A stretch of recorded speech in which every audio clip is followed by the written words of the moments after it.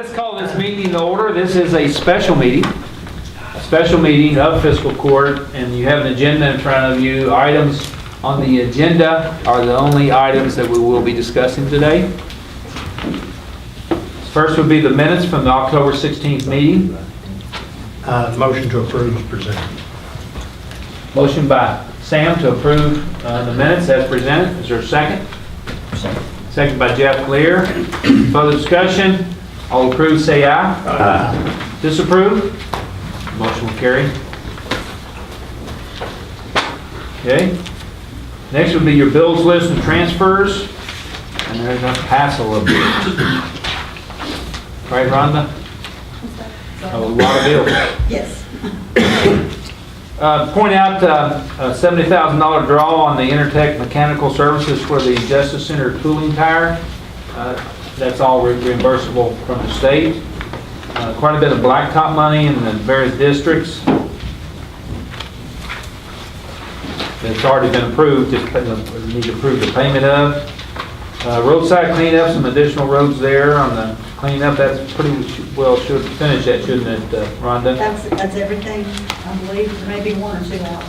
That's the bulk of it. I didn't see anything out of the ordinary. You guys see anything, any question on? I'll make the Otherwise, motion to approve. I'll make the motion.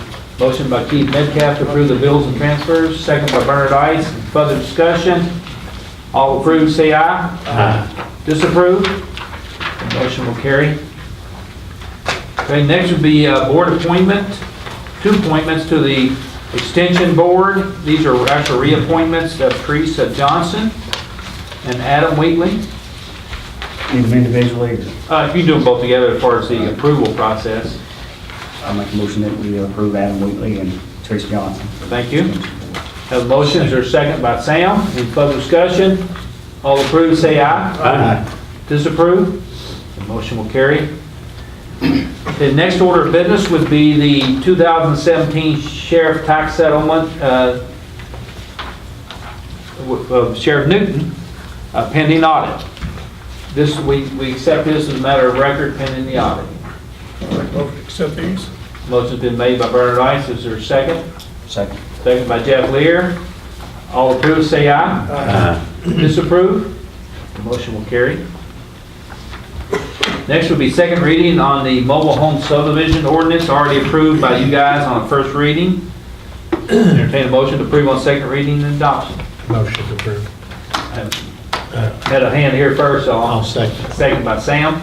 You get that, Elaine? Keith made the motion and Sam the second. All approve, say aye. Aye. Disapprove? The motion will carry. Next would be second reading on the Heaven Hill Distribution Center and Warehouse Bond Ordinance. You guys approved this on first reading at the last board meeting, advertised such, and therefore today we need to do a second reading and adoption. I'll make a motion to accept this ordinance. Motion's been made by Bernard Ice. Is there a second? Second. Second by Jeff Lear. Further discussion? All approve, say aye. Aye. Disapprove? Motion will carry. Thank you. Let's see, is Russ here yet? He's not here. He's on his way. He's tied up in traffic. Road Department report. South Fork Trails release of bond. So guys, what that is a subdivision off of New Head Road. It's in Metcalf's district.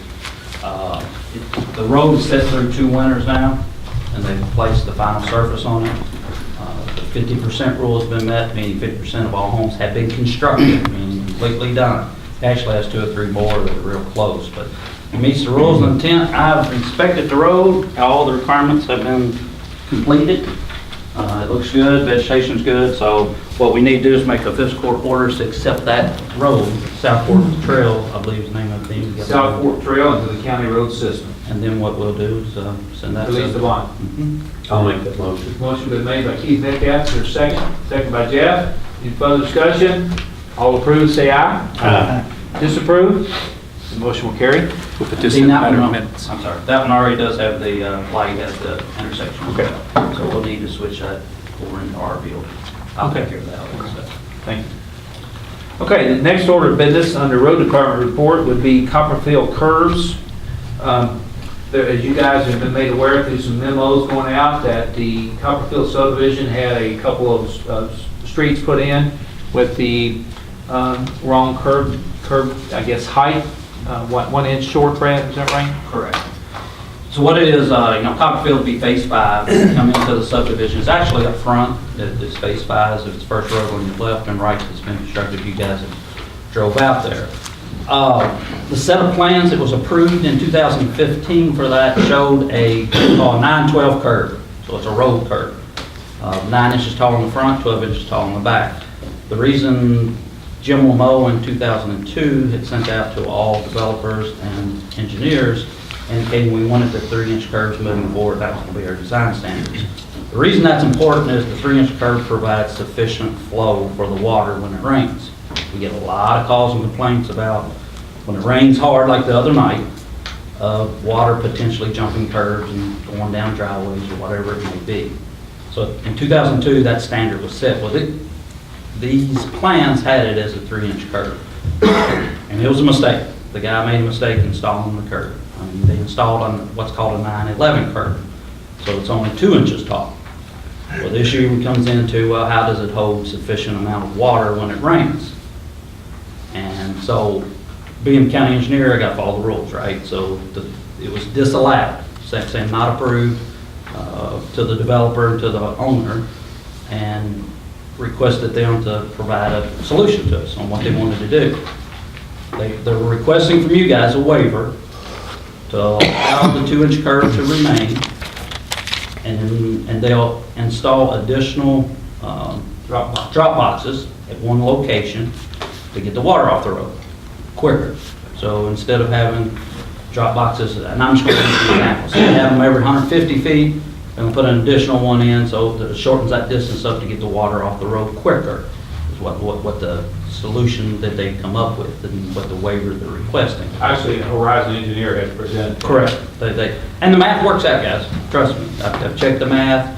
It's for a 5-inch storm event, which was approximately what they call a 100-year storm event. And everybody has to realize when they say a 100-year storm event, what that really means in engineering terms is a 1% chance that storm's going to happen every year.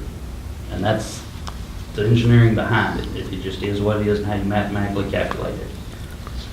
So that's why we're here today. My answer had to be no, because of what the standards and requirements are. And so they requested a waiver from you guys to consider that with the addition of additional drop boxes to get the water off the road. I hope I've explained that. Very good explanation. My position on it is that our standards, whatever we require the developer to put in, then we own any problem thereafter. Follow what I'm saying? Exactly. And so if we deviate from that, then we're still going on with the provisions that Horizon's provided. And 5 years from now, 3 years from now, water starts going underneath somebody's crawl space or in their driveway, down their driveway, then we still own. Follow what I'm saying? So the contractor had asked for you guys to consider that. If you didn't consider that, would you consider the just doing half of the curbing on the lower side where the water is actually going to, where there's really a likelihood of a problem? The water's not going to run uphill. And Brad, would you agree with that? So what Dean's talking about, if you've been out there, the topography of the ground lays at a pretty good slope. So your houses that are above the road, basically, there's a lot of homes, if you came in, will be above the grade of the road.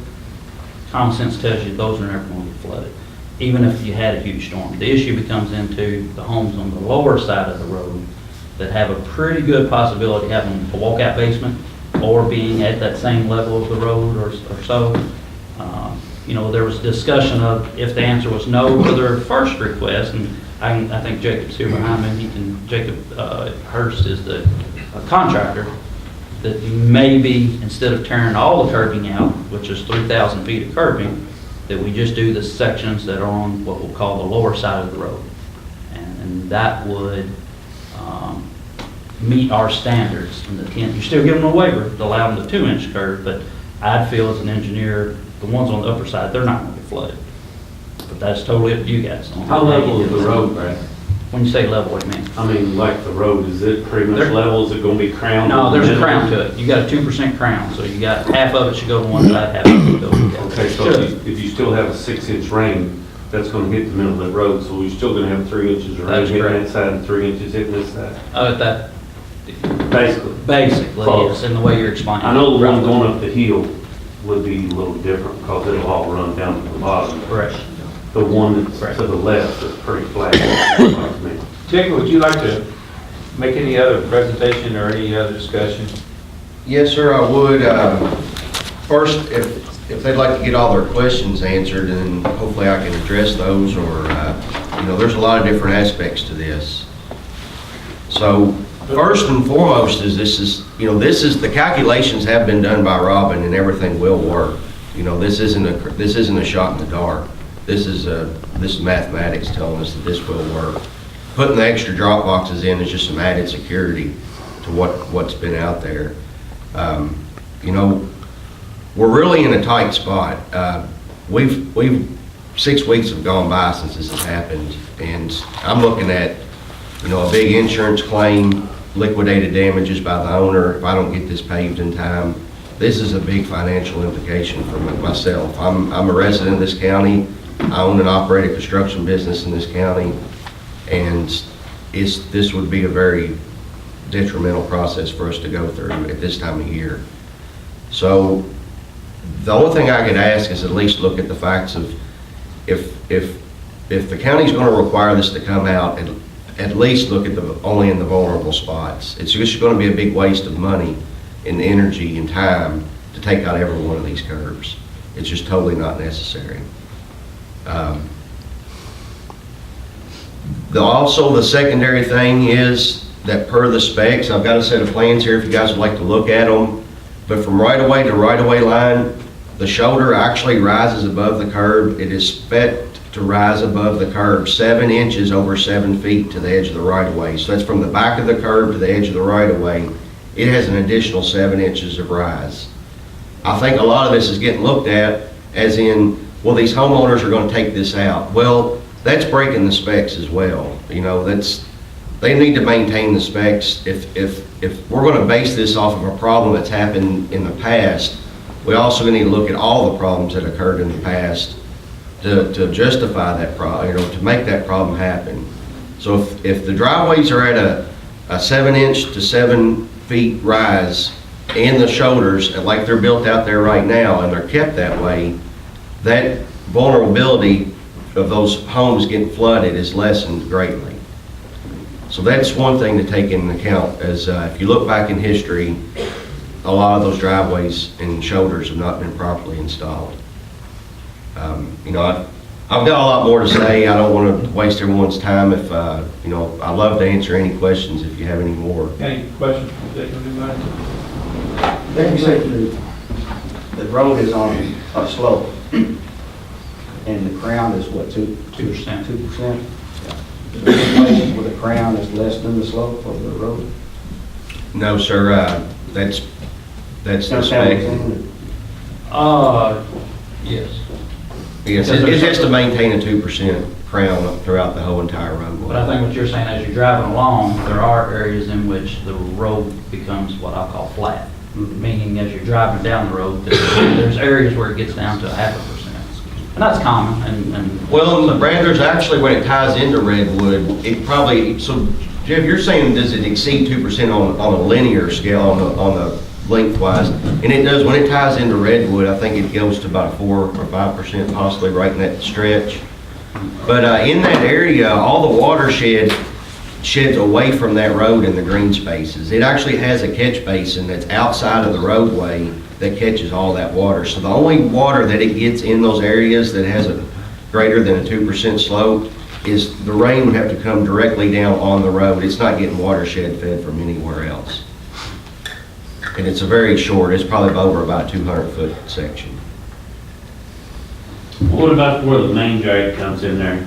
How much water is gonna come off that main drag and go to When you say the, main drag, what are you talking about? when you go into the Copperfield subdivision? Way. Copperfield Way, you come in. How much of it should go where? Well, it's kind of downhill when you come in there.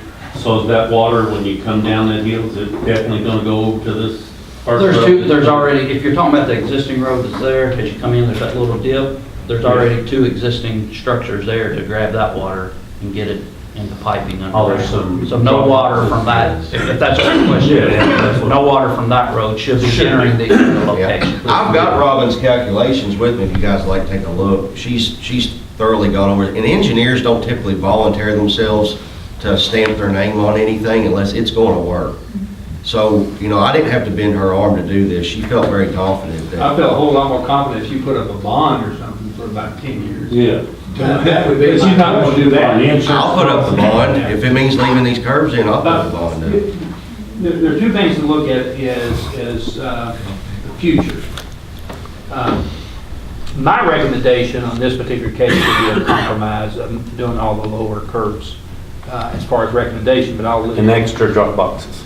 But if you put the curbs in on the bottom, you would, to our specs. Our you would have specs, to you do would that. need their You would drop need that. boxes if you put the taller curb. But that would be a compromise, but going forward, you know, this could become a habit with developers.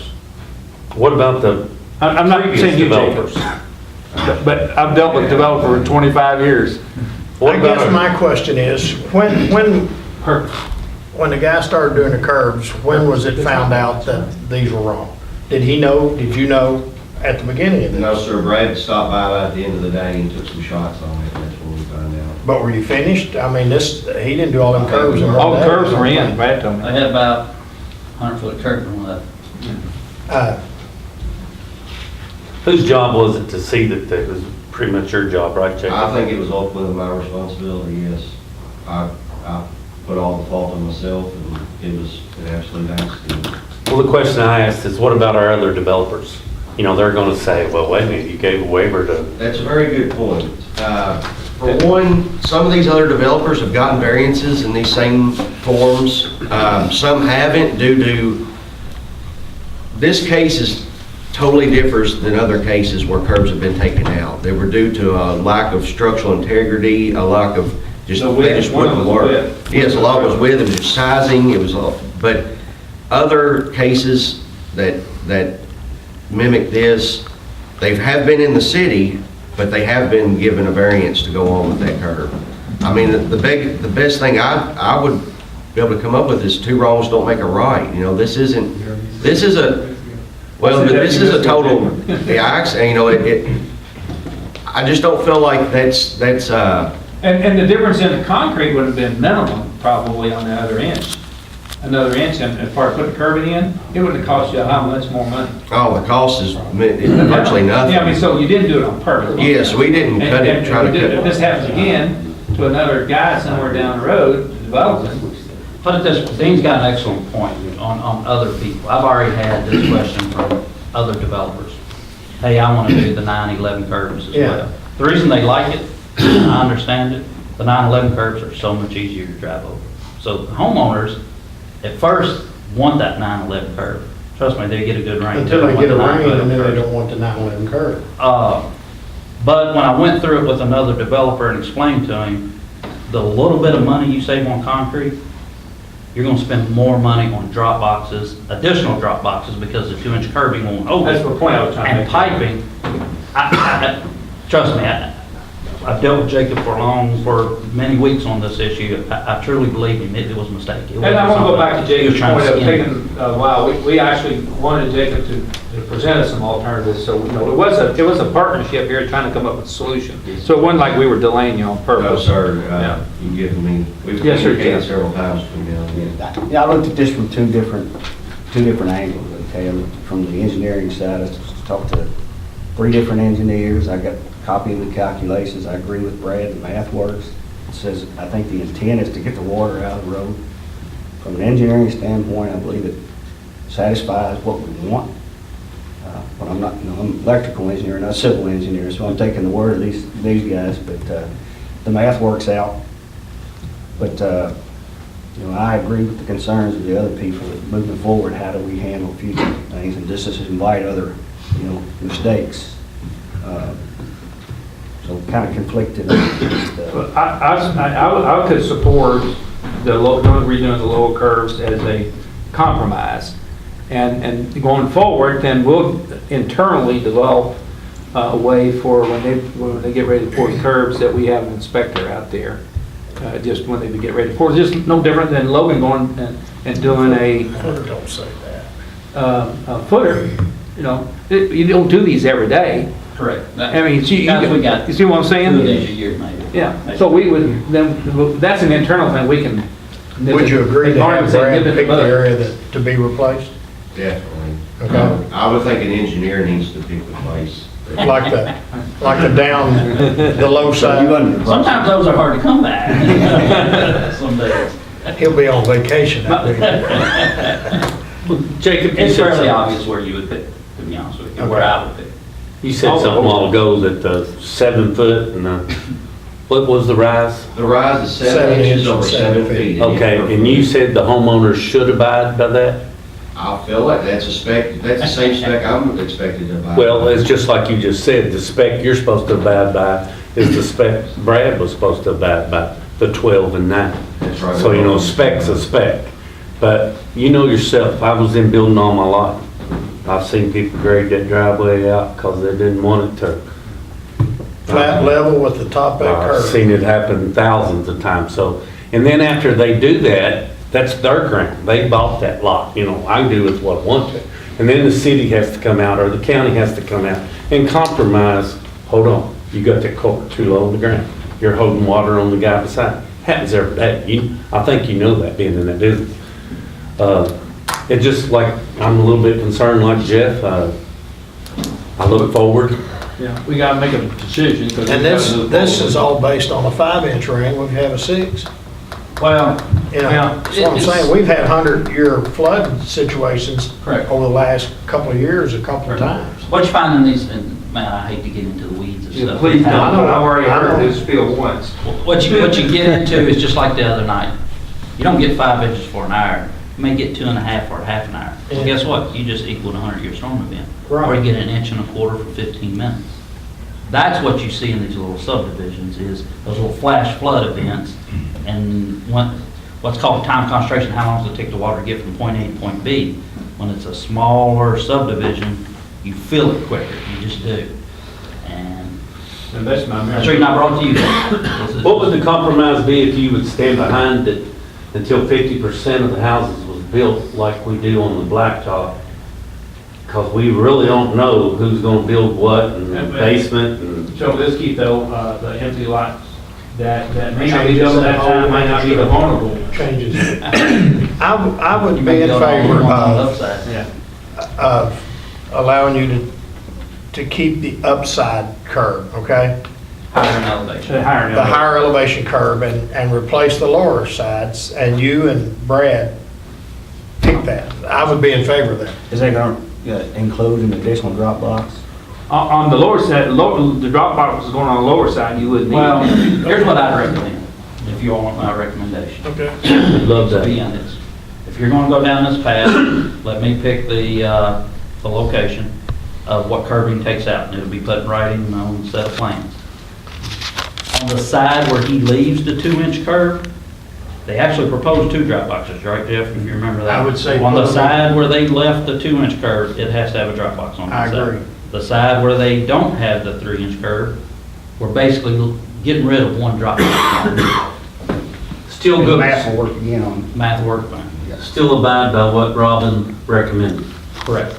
Where the Now, curb on is the going to original. be Well, placed. that may sting a little more to him, but the issue, and you guys picked up on it, is moving forward when I got other developers to deal with. Right. And how logically. And we we're come gonna, to I think we this can handle solution. that internally. Brad. Oh, we will, and then I've talked to all of them directly about it, it's just, we always have to be careful. And you know yourself, Jacob, the next guy down the road, he's going to accidentally, intentionally lose this. Well, Brad said that the best I've ever heard it, is that if they're gonna if you're gonna go to a 2-inch curb, that requires more drop boxes, more catch basins. It's actually a bigger expense, because this isn't, it's either right or wrong. It could be, you could design this curb however you want. The engineer's got parameters that it gets plugged into these equations. And if you're gonna win on the front end, the engineer's gonna get you on the back end or vice versa, you know, so. there's really no beating the system. If these guys think there is, there's not. I think, well, then the motion would be, in my mind would be, is replace the curbs on the low side of the street per his recommendation, and then add the drop box on the upper side, as you agreed to do with the curb, with the existing curb, okay? Does that make sense for Is that that? right? Okay. I want to make sure. Is that motion in? You are, Okay, I've got a motion, That's correct. before we discuss anything, I have a motion on the floor. Yes. I need a second. Is there a second? Then we'll have discussion. I'll second. Second by Jeff, now discussion. I would like, which I discussed it with Sam before the thing, Eric's gonna be our new seat there, and it's in his district. I just kinda hate voting on something when it's a new I think Eric would seat. be very happy that we make this decision.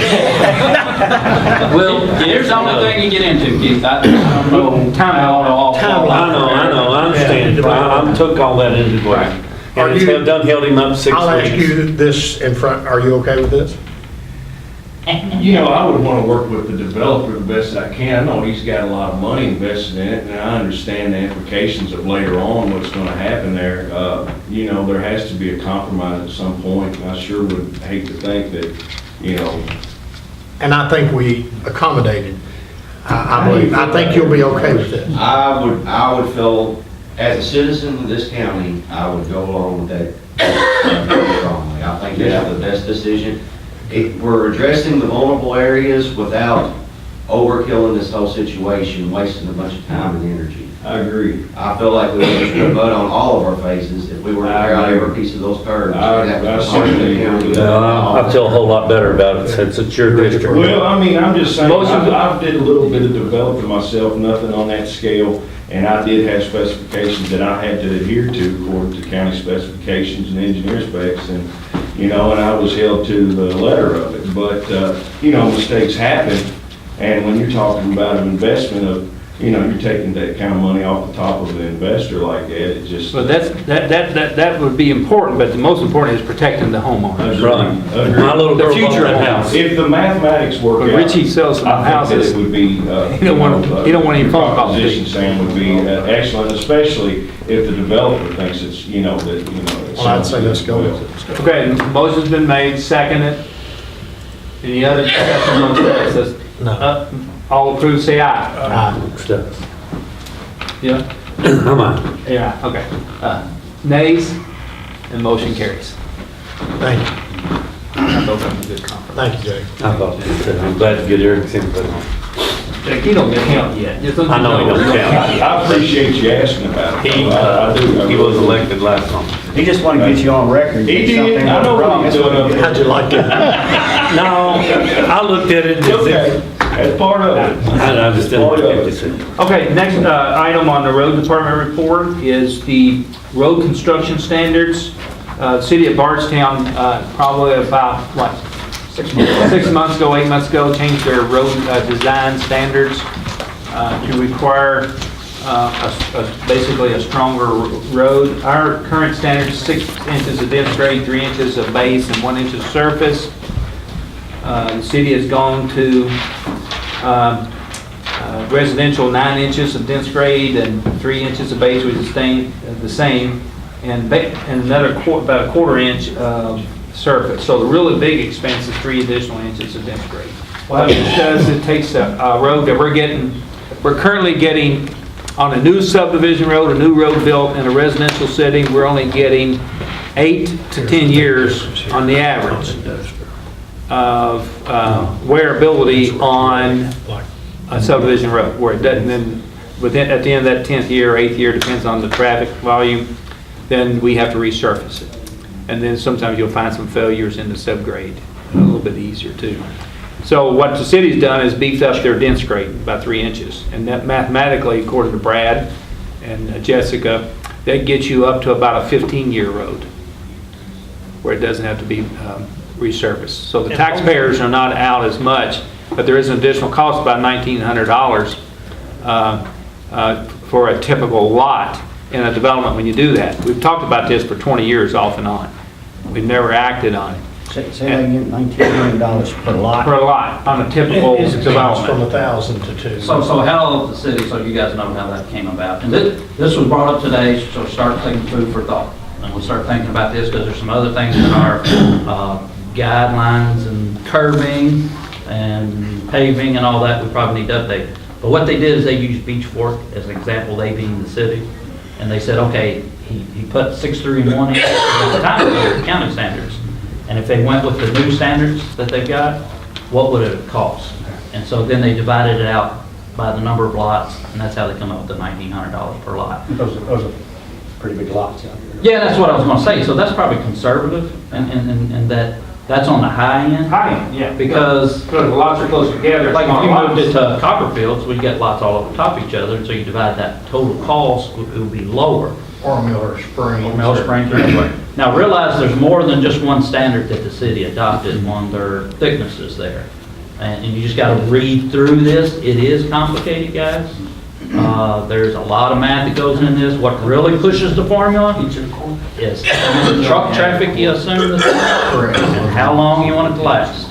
That is the two big things that really push the formula on what the thicknesses need to come out to be.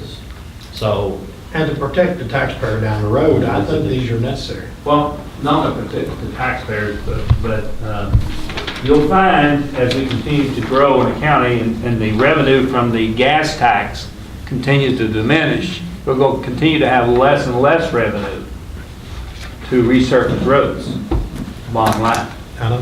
We lost, what, $400,000 in local revenue about 2 years ago? 2 or 3 years ago. That we don't have it, unless you want to use that word called the new revenue. You can say that after the election, but I'm not proposing that at all. You understand what I'm saying? Yeah. Something like that, yeah. Well, I haven't been sworn back in yet. It's a user fee. I get a recall vote. So we have a guideline for design specification of roadways that you guys adopted in 2000. Now, there's been a few revisions since then. What I would like to do, go through that, mark it up. You guys re-adopt it. Part of the re-adoption will be some of this stuff. And we as a group adopt it, and the developers from then on follow it. And I would get word out through to everybody, hey, this is the standards, you know. We're already seeing what's happening with the cities adopted this system. You're starting to see development want to go out in the county more because they want to, it's obvious, they want to do the 631 instead of the new standards. But When he was talking about the Beach Fork, you could look at that road and just a lot of major tractors over there. Oh, yeah. Thank God it's in the city. And, guys, to be honest with you, we're starting to run out of the good dirt. We're getting into areas where subdivisions, it's tougher. The soils aren't as good, they're spongy. And it's just, this thicker design will help overcome some of that. Won't solve it all, but it'll help better. Did they add any, Brad, on the industrial? Oh, yeah. Yeah, what, I tell you how they came up with They adopted industrials, they state looked at specs, our didn't they? industrial park, they took Ty Summit Drive, and they took the actual Parkway Drive, and did the math on it. When I say do the math, it comes up with structural number, how long will it hold up? And then that's how they came up with these thicknesses. And so when we built them, you guys paid for the industrial road. We kind of set the standard here as how an industrial road is built. Did we do 14 inches in straight? But we did that. What we did was line stabilization. Stabilization. Now, there's options in that if you really get into the weeds of their ordinance, and I didn't give you guys all that, you can get online and read that. If you get into what's called poor soils or CBR, California bearing ratio, I mean, it gets real spongy. Bubble gum grounds, what I used to Something like call it. that. Yeah. A trick, a way of overcoming that, you put lime in it, and it breaks the soil Right. back down to something more manageable. Or cement, depending on the type of soil you got. Right. So it's all buried in there. We just wanted to start the conversation today on this. Consider- Well, Brad, what I would like you to do is, you and I have got some ideas, we'll sit down and talk about and mark it up and send it to the I guys think that'd be appropriate. for a review for next quarter meeting. I just want to get the conversation started today. Is there anybody that would be, just generally speaking, against this type of idea? Talking about anybody sitting here? Or That's an excellent question. Yeah, Jacob never done left. Well, there's three of you going to be here. Or, Yeah. like. Look at Beach, go look at Beach Fork for you guys. Anyway, I'm supportive of this idea. I've been talking about this with Lamo for 20 years. He's not here any longer. We even looked at Lexington standards at one time. That What I'll do got for way you, too costly. the city did a really good job in researching this, and I'll get you some more information. They went and looked at every little county around us, and what everybody's done, they got a spreadsheet, and I'll shoot you that spreadsheet that says, well, this is what Hardin County does, this is what Spencer County, LaRue, Washington, or whatever, and where do we fall in comparison to that? You know, where do we want to go? It doesn't make it right or wrong, but it gives you a measure. Yeah, exactly. Gives you a measure. Okay, thank you. What else on road department? I'll let Lee take it now. Lee? Crew spent yesterday doing a couple repairs to some roads that had some washouts. Simpson Creek Road in Bloomfield. Some of the pavement was washed out, and we was able to fix the shoulder and actually patch the pavement. And came up. Road was closed about 5 hours. Crew did a real good job of getting that back open pretty quickly. Russell Road, the approaches on the bridge also washed out. Bloomfield out of heavy rain. Just pretty much all the damage is localized to that area. Jimmy reported that, didn't you, in your article? Basically, we're chip sealing right now when the weather cooperates. Mother Nature's not cooperating too good with us right now with the rains and now the temperatures that we're fighting to get things done. We did get Drake Ridge, Waters Road finished in District 5. Got Pasco Ballard done in Keith's district. Did the back section of Humphrey Lane and Greenwood Ford.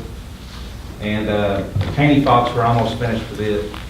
We're working on Wheeler Wright Road, get it done, and Woodlawn Road, where that section, that culvert was replaced. I'm trying to get that chip seal down to kind of protect it through the winter.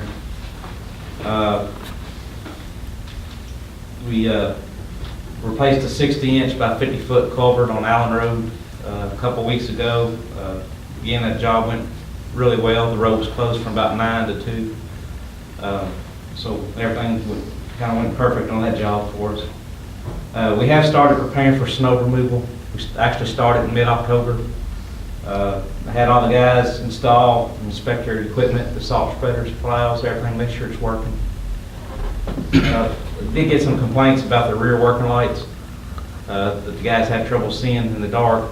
So come up with a cost-effective solution of replacing those rear working lights with some LEDs. They're pretty bright lights. And that should help a lot this winter with that. And we ordered 250 tons of salt top off the barn there. And we finished bush hogging for the year, and I've taken that crew and put them on boom mowing.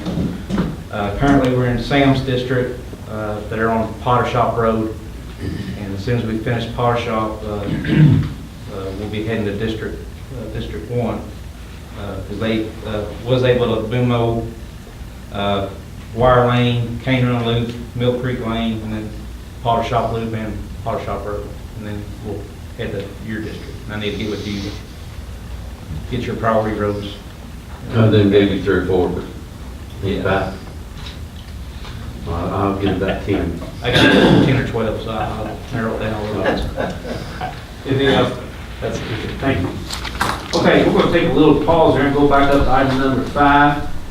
Today I have a gentleman with us, Russ Salzman. I knew Russ from various aspects of local government and other forms of government up in Frankfurt. Been a big asset to us while you were in your leadership position. We appreciate that. And he asked if he could make a presentation to the court today in regards to hemp farmers. I'll let you take it from there, Russ. Thank you, Judge. You want me here or where? Right up here. You don't Okay. get them all the way up front. We don't. By the way, yours is the only race I saw this morning. Congratulations. Well, I hope thank you. everybody's race went to suit them. My name is Russ Salzman. I am no longer in state government. I retired a couple of years ago and work as a business consulting as it relates to local communities and local counties. One of the projects that we are involved in is the development of hemp growers. We represent a investor in the process. I should say I am in no way affiliated with the Department of Agriculture, FDA. What we're talking about is complete private concern. An investor who is researching the use of hemp in infusion into foods and coffees and things like that, the hemp oil. I think, does everybody know, I don't want to get too detailed into the CBD oil, but does everybody know of that? The CBD oil that's so popular in hemp oil right now? They're selling on every street corner here. Yes, they are. Well, and I've got a cousin here that's got a pretty good concern. My cousin John Salzman from Bardstown is president of Green Remedy Hemp Oil, and he's interesting. He's unique because he takes it from the seed to the retail sales. I don't know of anybody else that does that. He's growing it himself on his farm. He's processing it in his plant. He's selling it retail himself. So he's got a big operation. They're doing really well.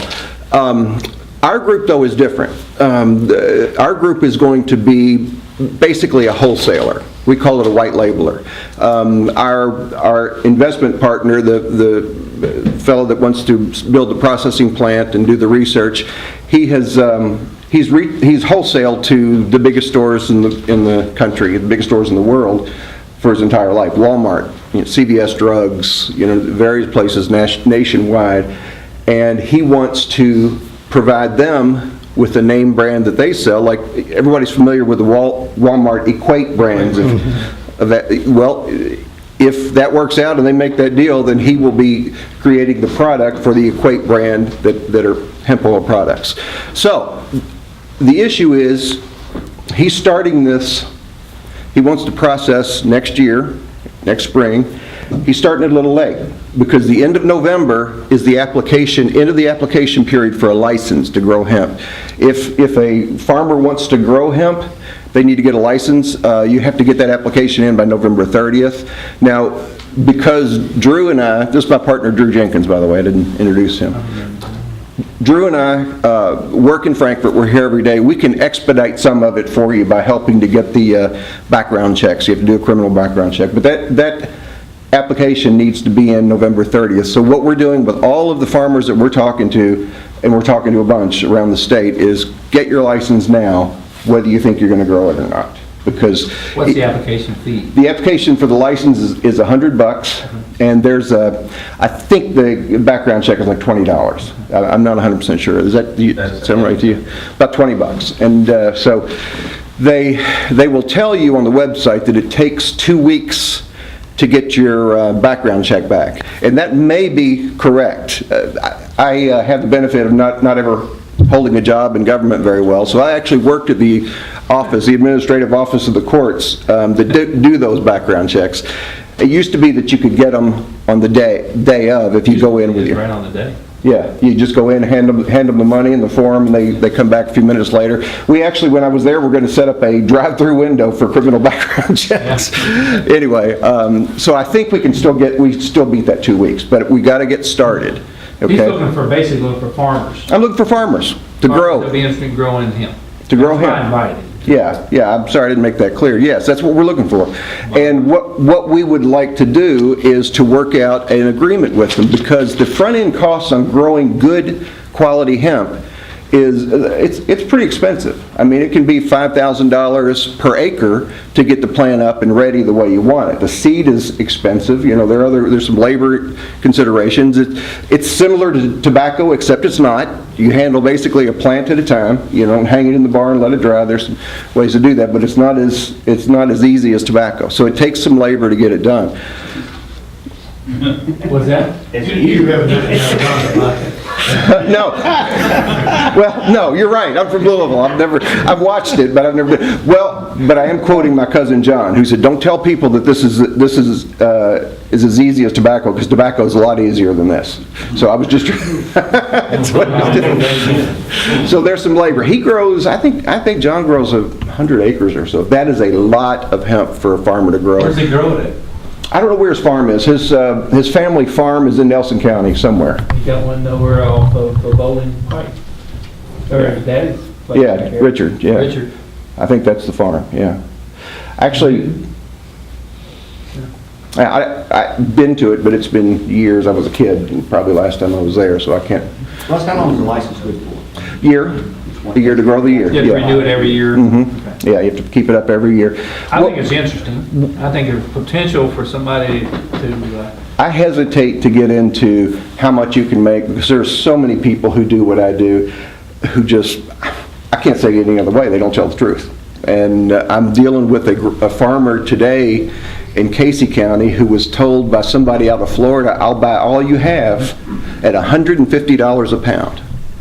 And he was so excited, and he called me. I said, "There's some no, I'm sorry, no." And now he realizes that he was about to be taken, and he got out of it. I think what they do is they fill your head full of it. They get you to commit to them, and then they give you the truth. well, I was talking to a fellow that's kind of in the farming business, and he says it sounds better than worm farming.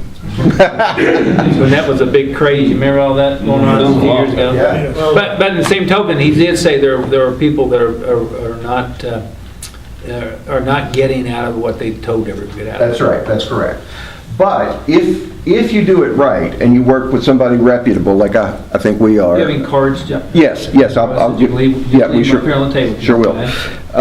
If you work with somebody reputable, I do believe you can get more per acre than really anything else that we're growing in Kentucky. Because it's not unheard of, and this is where I get nervous because I don't want to say I'm promising this, for somebody to get $12,000 out of an acre if it's really, really high quality. Now the reason that we are here to talk to people, and the reason that we think we have a unique situation is we want to help the farmer on the front end. Because you're talking about a seed that can cost $1 for seed, $1.50 sometimes for the higher end product. Our partner knows what he's going to know exactly what strain he wants. He's going to work with us on how we do it, work with the farmers on how we do it, and he's willing to pay for half the seed or something like that on the front end to help them get started. Now, at the end of the growing season, when you've got this crop for sale, he will have an agreement to buy it from you. You're going to have somebody else like this guy from Florida come up and say, I'll give you $150 a pound. Well, they're not. But what we're going to do is we're going to assess the market price of what that hemp is selling for. It's going to be completely transparent, work out whatever costs that we paid on the front end or whatever, and you're going to get the market price of that hemp. That's what we can tell people. So I hate to use numbers because And the market's volatile too, up and down probably. yes, it's mostly on the quality of hemp grown right now. One of the things that help the farmers right now is for every 100 acres in Kentucky that are licensed to grow hemp, 25 acres are actually grown. They're not, people get into this thinking, I'm going to grow 300 acres of hemp, and then when they get into it, they realize, no, I'm going to start a lot smaller. Yeah.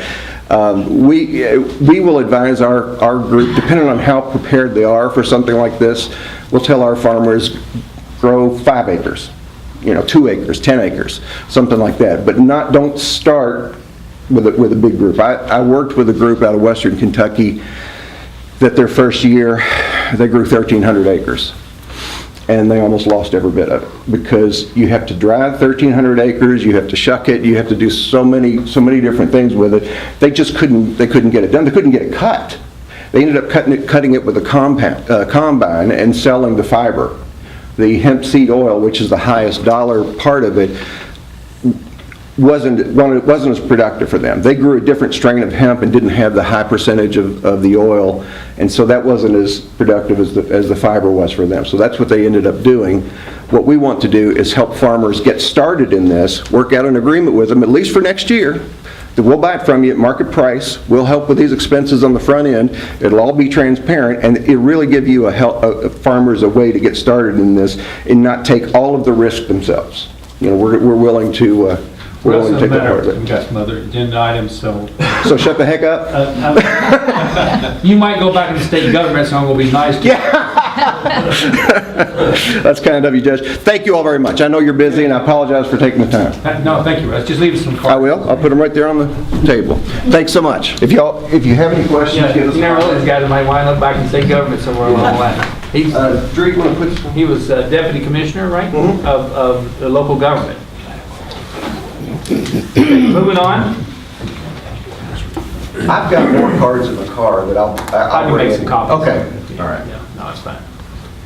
Moving on, let's go to the landfill solid waste report. The past couple weeks, we've been working on our access roads to get in for the winter conditions.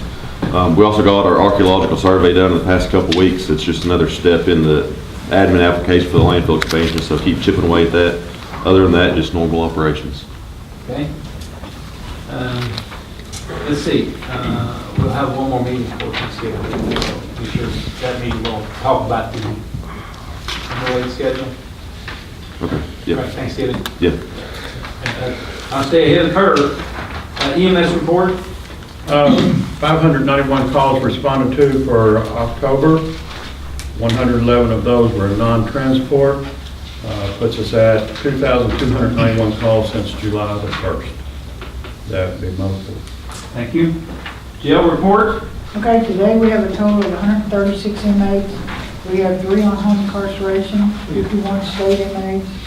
We have 5 that's out in other counties to court, so we have an in-house total of 128.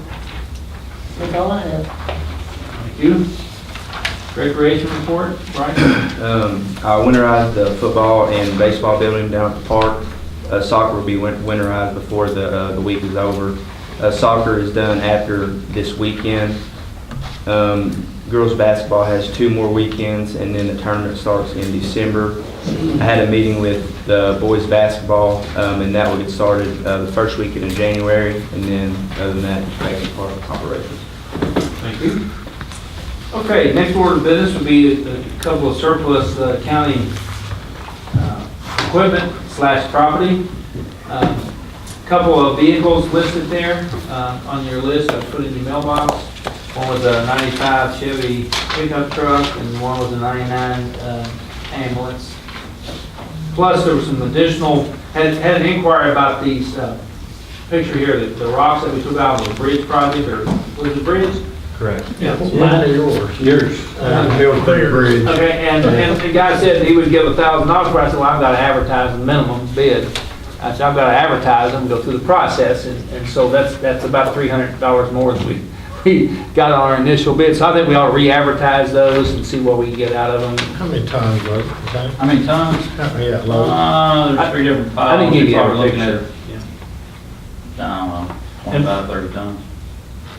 And so what I'm proposing to you guys is to Maybe not. declare them surplus and re-advertise, and with the 2 additional equipment. Sure. You need a motion to that? I need a motion. Make a motion to declare the 3 items surplus. Thank you, Bernard. Is there a I'll second? Second by Sam.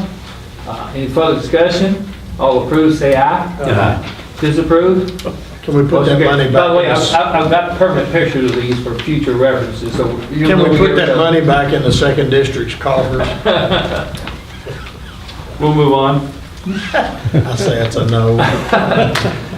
Actually, by statute, that money has to go into the General fund, I know. Feeding America program schedule for the media coming up in November. It will be on the 21st. Instead of the 4th, that's actually the 3rd Wednesday because of Thanksgiving.